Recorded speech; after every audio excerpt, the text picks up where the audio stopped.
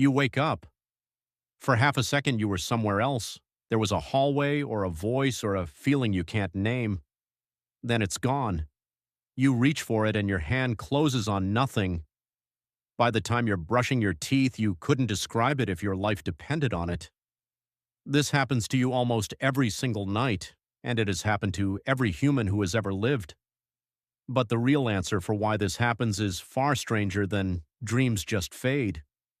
Your brain is not failing to save the dream, it is actively refusing to. Think about that for a second. Refusing, not forgetting by accident, like a name that slips your mind. This is closer to a locked door, and the reason that door is locked goes back further than language, further than fire, further than anything you'd call human history at all. Here's the strange part.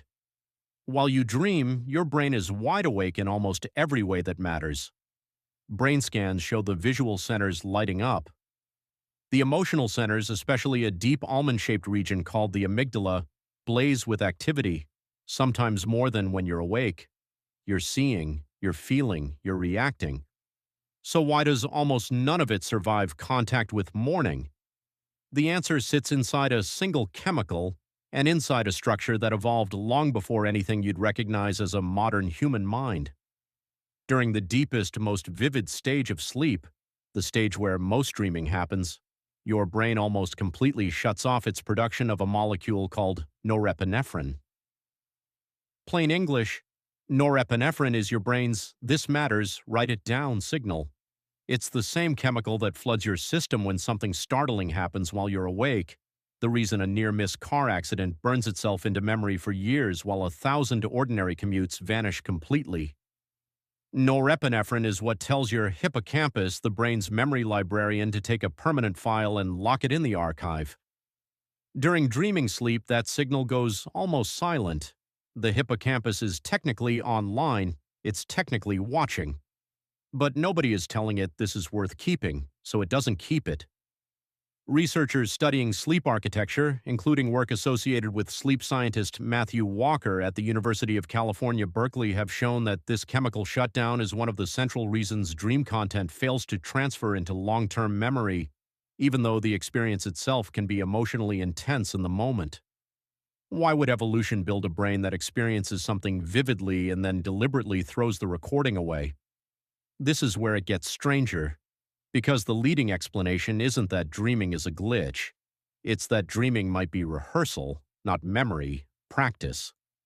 For most of human history and for millions of years before there was anything you'd call human, your ancestors lived inside something close to a continuous emergency. Predators, rival groups, falls, floods, starvation, sudden violence. A brain that could rehearse threat, danger, conflict, and loss without ever being physically in danger had an enormous advantage. It could test responses. It could simulate the worst outcomes in a completely safe sandbox with zero risk of actually dying in the process.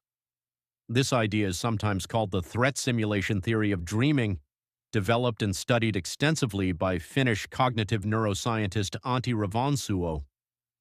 Revonsuo's research found that dream content across cultures, across ages, and across very different life circumstances skews overwhelmingly toward threat. Being chased, falling, confrontation, loss.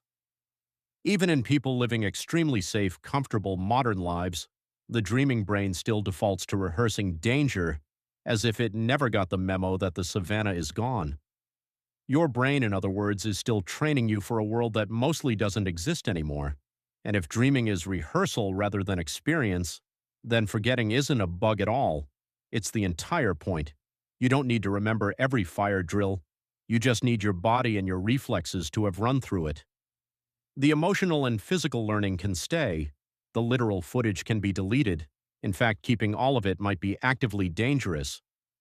Imagine if you remembered every dream in full, vivid clarity every single night for your entire life. Researchers studying memory consolidation have noted that the brain has to be selective, specifically because indiscriminate storage of every internal experience would overload the systems meant to store and prioritize real, waking life events. Memory researcher Robert Stickgold's work at Harvard Medical School on sleep and memory consolidation points to dreaming sleep as a stage where the brain isn't just storing memories, it's also sorting them, deciding what's emotionally significant enough to keep and quietly discarding the rest. So your forgetting isn't your brain malfunctioning at 6 a.m., it's your brain finishing a job it started the moment you fell asleep. There's a deeper twist here, too. The version of you that dreams is not quite the version of you that's awake. During dreaming sleep, the prefrontal cortex, the rational, planning, logic-checking part of your brain, goes quiet.